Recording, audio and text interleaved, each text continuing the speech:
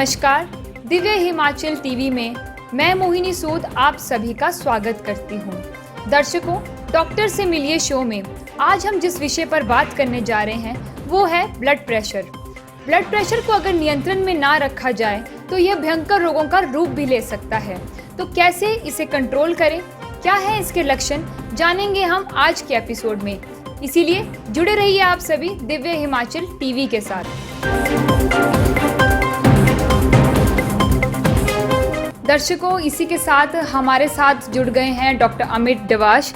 Doctor साहब, Divya Himachal TV पर आपका स्वागत है। नमस्कार। नमस्कार मोहिनी। जैसे डॉक्टर साहब, आए दिन ब्लड प्रेशर के जो केसेस हैं, लोग उससे ग्रसित हो रहे हैं, आए दिन वृद्धि हो रही है, इसके क्या मुख्य कारण हैं? देखिए मोहिनी, ऑलरेडी हम ब्लड प्रेशर के बारे में और हमारा जो खान पान है उसके बारे में मैं बता ही चुका हूँ। तो ओवरऑल मुद्दा क्या है? मुद्दा ये है कि जब आपका खान पान या आपका रहन सहन सही नहीं होगा तो नेचुरल सी बात है, आप बीमारियों की चपेट में ज़रूर आएंगे।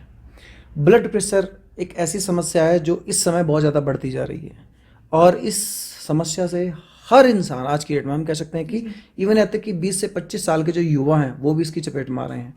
उसके कई कारण हैं, कई ऐसे मानसिक तनाव हैं जिनकी वजह से इस प्रकार की समस्या सामने आ रही है। कुछ ऐसे जॉब्स हैं, कुछ इस तरह का वर्क है, उनका वर्कलोड ज़्यादा है, मानसिक तनाव ज़्यादा है। और इसके साथ साथ कई चीज़ें ऐसी हैं जैसे कि आपका जो गलत खान पान है, आप देखते हैं कि आप ऐसा भोजन अपना रहे हैं जो समय के बिल्कुल विपरीत है, उसका कोई संबंध नहीं है आपके शरीर के साथ। हम देखते हैं कि आज की डेट में कोलेस्ट्रॉल के जो केसेस हैं वो बहुत ज़्यादा बढ़ रहे हैं, क्योंकि हम देख रहे हैं कि लगातार ऐसे बहुत पेशेंट आ रहे हैं जिनको कोलेस्ट्रॉल से रिलेटेड समस्या है। तो ब्लड प्रेशर के लिए कोलेस्ट्रॉल भी एक वजह है। इसके साथ साथ मानसिक तनाव भी आपका इसका एक कारण है। दूसरा, ये कोई कुछ नेचुरल चीज़ें होती हैं, नेचुरल कंडीशंस होती हैं।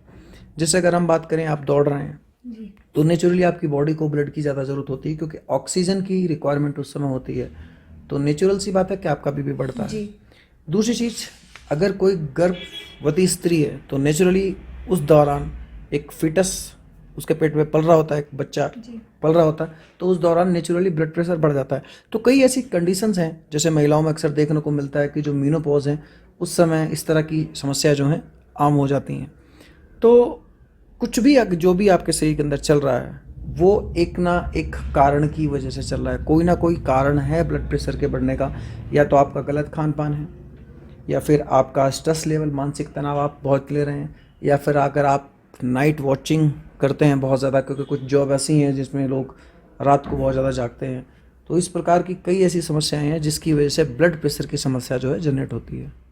डॉक्टर साहब, हम आपसे ये जानना चाहेंगे कि बीपी का जो सही लेवल है वो कितना होना चाहिए, साथ ही बीपी बढ़ने और घटने के कारण क्या क्या हैं? देखिए मोहिनी, जो ब्लड प्रेशर है जी उसका जो सामान्य स्तर है वो एज के अकॉर्डिंग चलता है। जी आपकी कितनी एज है, ठीक है?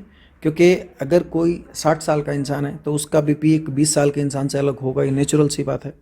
और अगर कोई 80 साल का है तो उसका बीपी एक नवयुवक के कंपैरेटिवली डिफर करेगा, क्योंकि कुछ चेंजेस हमारी बॉडी के अंदर आते हैं समय के अनुसार, एज के अकॉर्डिंग आते हैं, है ना? जी जी। वैसे जो नॉर्मल बीपी माना गया है वो 120/80 माना गया है, ठीक है? 120 का मतलब क्या है?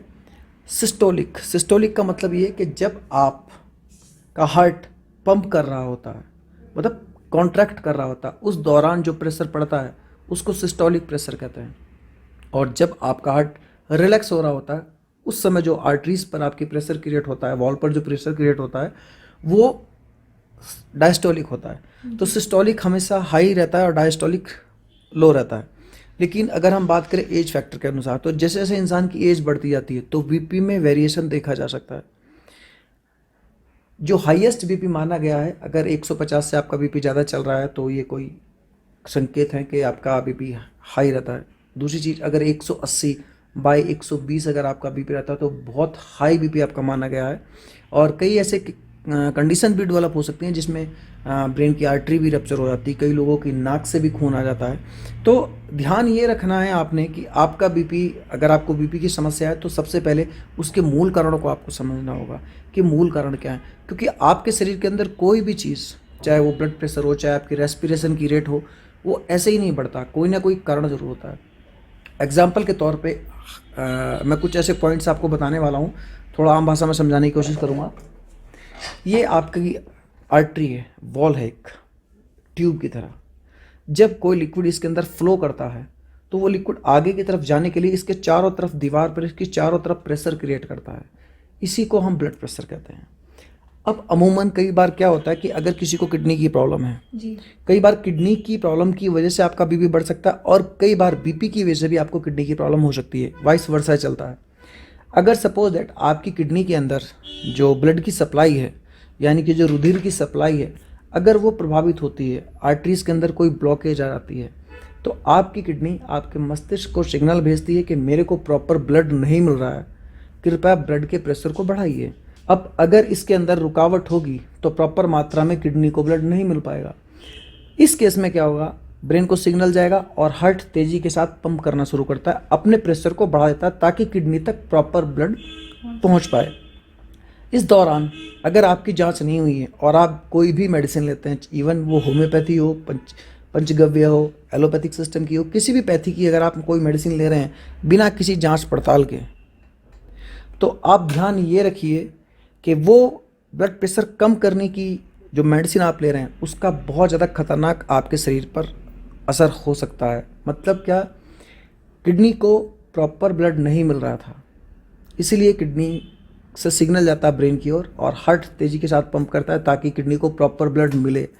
लेकिन यहाँ पर आपकी किडनी को बचाए रखने के लिए ब्लड प्रेशर की आवश्यकता थी और आपने बिना किसी जांच पड़ताल के आप ब्लड प्रेशर कंट्रोल करने की दवा ले लेते हैं। तो ऐसे केसेस में कई बार एक्यूट रीनल फेलियर के केसेस भी देखे जा सकते हैं, जिसमें पेशेंट की कई बार डेथ भी हो जाती है।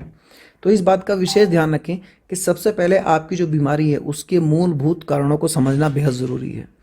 अगर आप स्ट्रेस ले रहे हैं, बहुत ज़्यादा अगर आप स्ट्रेस में रहते हैं, तो इन बातों का ध्यान रखें कि योग का माध्यम आप अपना सकते हैं, क्योंकि योग के माध्यम से आप अपने शरीर की जो बायोकेमिस्ट्री है उसको बैलेंस कर सकते हैं।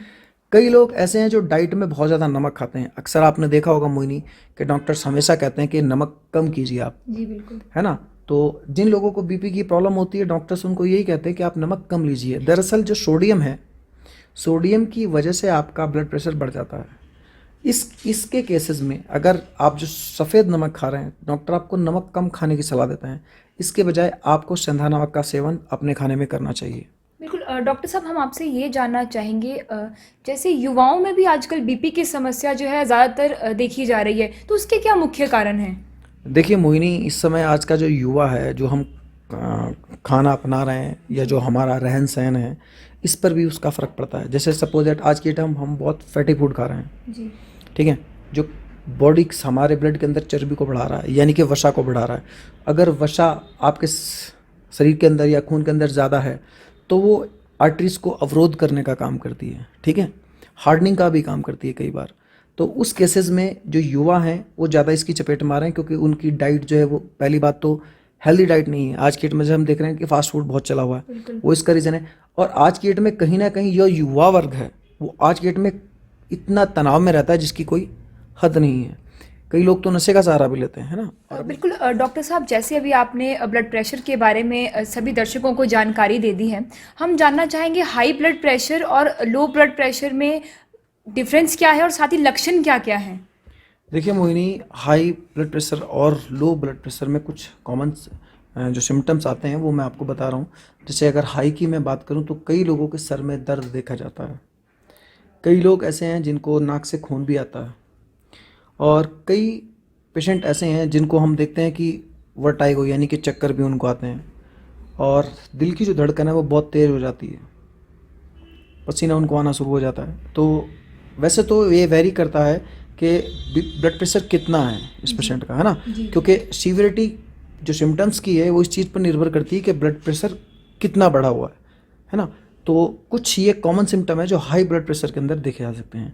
और अगर आपका बीपी लो है जी, तो लो ब्लड प्रेशर में हम देखते हैं कि जो पेशेंट है उसको थकान बहुत रहती है, शरीर उसका गिरा गिरा रहता है, लो एनर्जी फील करता है और हमेशा लेटा रहना पसंद करता है, थोड़ा सा एक्सर्शन करने पर ही उसकी सांस फूल जाती है। तो इस तरह के सिम्टम्स अमूमन देखे जा सकते हैं। जी।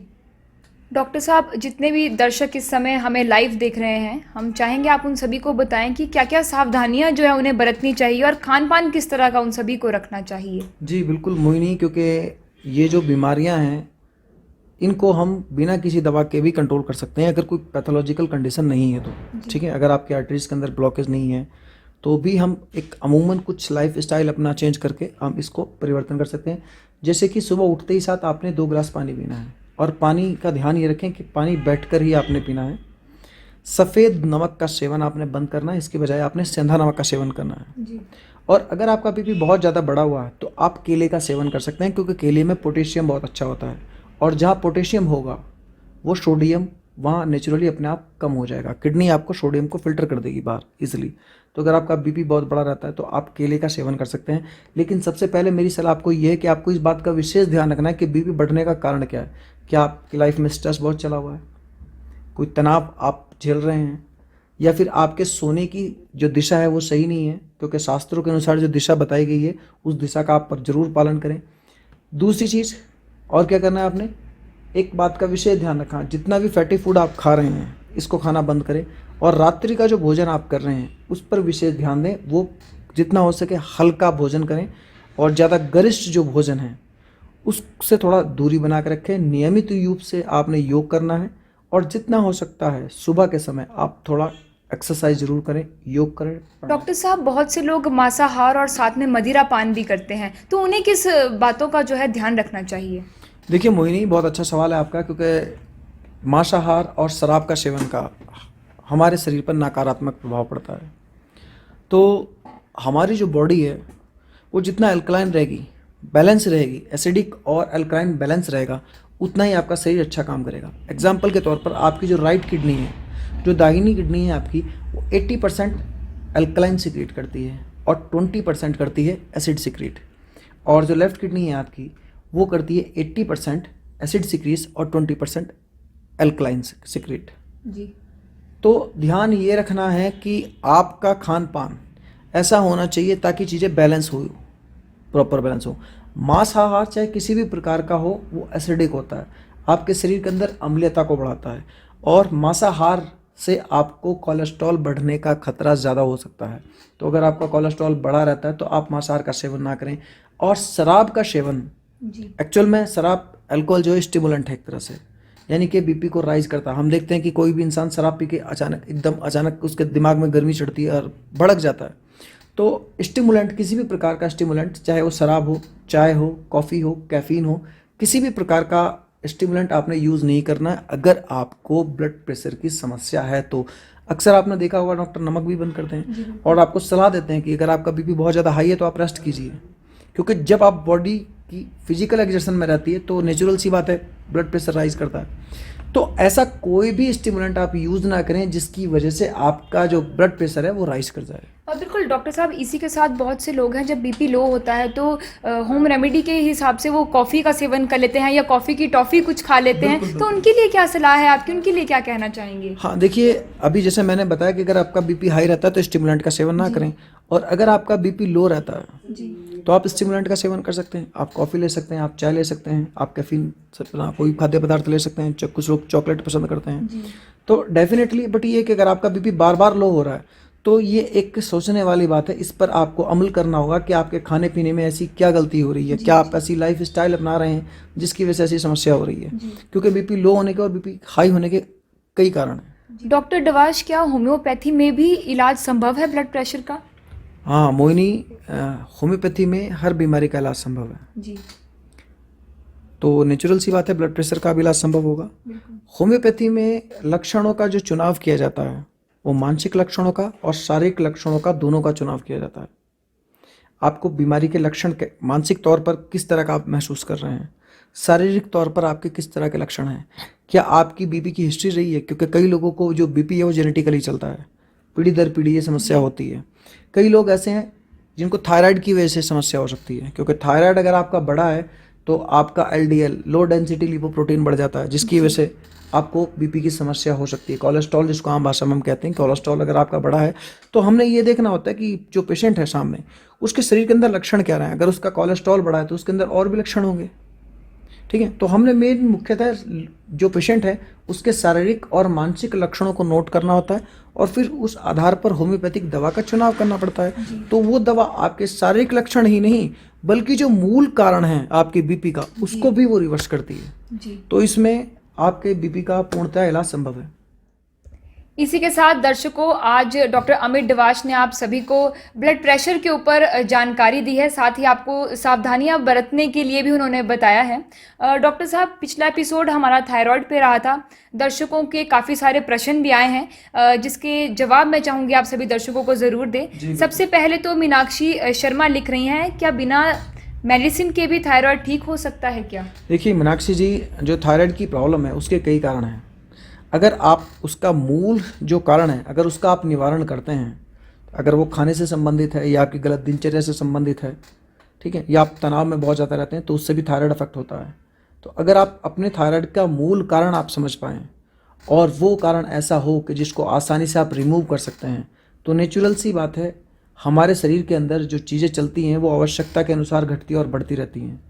ठीक है, बीपी भी कई बार आपका बढ़ता है, कई बार थायराइड भी, कई कंडीशन में थायराइड के फंक्शन बढ़ जाते हैं और नेचुरली घट भी जाते हैं। लेकिन अगर ये परमानेंटली चीज़ें बनी रहती हैं तब वो बीमारी का रूप लेती हैं और ये लगातार बढ़ी हुई हैं, इसका कोई ना कोई कारण ज़रूर होता है। तो इसीलिए आप कोशिश ये करें कि सबसे पहले आप ये देखें कि आपके जीवन में जो कुछ चल रहा है वो सब कुछ सही चल रहा है या नहीं, और अगर ऐसा है तो नेचुरली आप कुछ योग क्रियाएँ अपनाकर आप अपने आप को सुरक्षित रख सकते हैं, बचाव कर सकते हैं। बिल्कुल डॉक्टर साहब, इसी के साथ श्रवण ठाकुर लिख रहे हैं कि पानी किस तरह पीना चाहिए, पानी का जो सेवन है थायराइड में किस तरह करना चाहिए? देखिए श्रवण जी, बात यहाँ पर थायराइड की चल रही है और आपका सवाल है पानी पीने का। तो थायराइड ही नहीं, कोई भी बीमारी अगर आपको है, कोई भी बीमारी अगर आपको है तो भी आपको पानी का सेवन कैसे करना है मैं आपको बता देता हूँ। सबसे पहले आपने पानी का गिलास फिल करना है और बैठकर आपने पानी का सेवन करना है। कभी भी आपने खड़े होकर पानी का सेवन नहीं करना है, क्योंकि जो पानी होता है उसके अंदर कुछ खनिज तत्व होते हैं और वो आपके शरीर की प्रत्येक कोशिका के लिए बहुत आवश्यक होते हैं। और हमारी आंतों का जो हिस्सा है, पर्टिकुलर जो पॉइंट्स है, वहाँ पर एक एक चीज़ एब्जॉर्ब होती है। तो अगर हम खड़े होकर पानी पीते हैं तो ड्यू टू ग्रेविटी पानी ईजिली नीचे की तरफ तेज़ी से जाता है, जिसकी वजह से कई बार जो खनिज तत्व हैं पानी के वो एब्जॉर्ब नहीं हो पाते। इसीलिए शास्त्रों में बहुत पहले इस बात को लिख दिया गया था कि अगर आप पानी पी रहे हैं तो बैठकर पानी पिएं आप। बिल्कुल डॉक्टर डवाश, इसी के साथ अनिल रांटा आपसे सुझाव मांग रहे हैं कि सुबह उठकर उनकी बॉडी में काफ़ी ज़्यादा पेन होती है और साथ ही उनकी लेग्स काफ़ी वो हैवी महसूस करती हैं उनकी लेग्स, तो वो सुझाव मांग रहे हैं, क्या सुझाव आप उनको देना चाहेंगे? देखिए अनिल जी, अगर आपको सुबह उठकर ये प्रॉब्लम होती है तो इसका मतलब क्या है कि आपकी बॉडी के अंदर कुछ गलत चल रहा है, क्योंकि अमूमन नींद आने के बाद हम लोग रिलैक्स हो जाते हैं, शारीरिक रूप से और मानसिक रूप से, दोनों रूप से। लेकिन अगर ये समस्या आपको चल रही है तो कहीं ना कोई कुछ अनकॉमन चीज़ आपकी बॉडी के अंदर चल रही है। हो सकता है आपका यूरिक एसिड बढ़ा हो, ये भी हो सकता है आपको थायराइड की समस्या हो, और ये भी हो सकता है आपके शरीर के अंदर विटामिन डी या फिर कैल्शियम की कमी हो। तो आप इस तरह के टेस्ट करवा के मुझसे संपर्क कर सकते हैं। बिल्कुल, इसी के साथ जितने भी दर्शक इस समय हमें लाइव देख रहे हैं, मैं उन्हें बताना चाहूँगी, यदि डॉक्टर अमित डवाश से आप संपर्क करना चाहते हैं तो नंबर आप सभी की स्क्रीन पर फ्लैश हो रहे हैं, आप ज़रूर नोट कर लीजिए। जी अमित जी। और अधिक जानकारी के लिए आप मुझे फेसबुक पर भी फॉलो कर सकते हैं। मेरा फेसबुक पर पेज है dr.amit डबाश, यानी कि AMIT अमित DAWASH, जो कि स्क्रीन पर आपको दिखाया जा रहा है। साथ में मेरे नंबर भी शो हो रहे हैं, तो आप हमें संपर्क कर सकते हैं और फेसबुक पर फॉलो भी कर सकते हैं। बिल्कुल, और जितने भी दर्शक ब्लड प्रेशर से संबंधित सवाल पूछना चाह रहे हैं वो ज़रूर कमेंट बॉक्स में कमेंट कीजिए, ताकि अगले एपिसोड में आपको आपके सवालों के जवाब ज़रूर मिल सकें। डॉक्टर अमित डवाश दिव्या हिमाचल के साथ जुड़ने के लिए धन्यवाद। धन्यवाद मोहिनी।